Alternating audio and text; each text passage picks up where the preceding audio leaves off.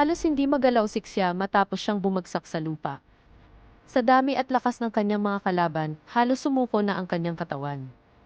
Nakahandusay siya, hinihingal, nanginginig ngunit sa gitna ng kanyang kahinaan, biglang sumagi sa isip niya ang kanyang mga magulang, ang mga taong naging sandigan niya mula pagkabata.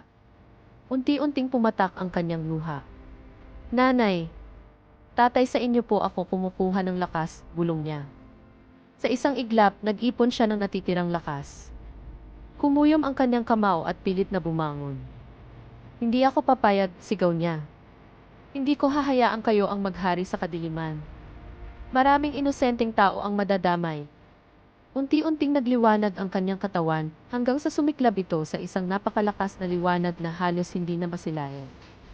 Nababalot siya ng enerhiya, puno ng galit at tapak. Buong lakas niyang hinarap ang mga halimaw. Isa-isang sumabog ang mga alon ng liwanag mula sa kanyang katawan, tila ulan ng kapangyarihan na walang tigil. Hindi ko kayo papayagan, muli niyang sigaw.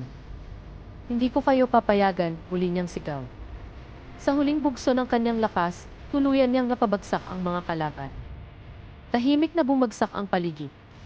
Hinding-hindi ako papayag na mawala ng kabuhayan ang mga tao, mariin niyang wika, habang unti-unting humuhupa ang liwanag sa kanyang kata.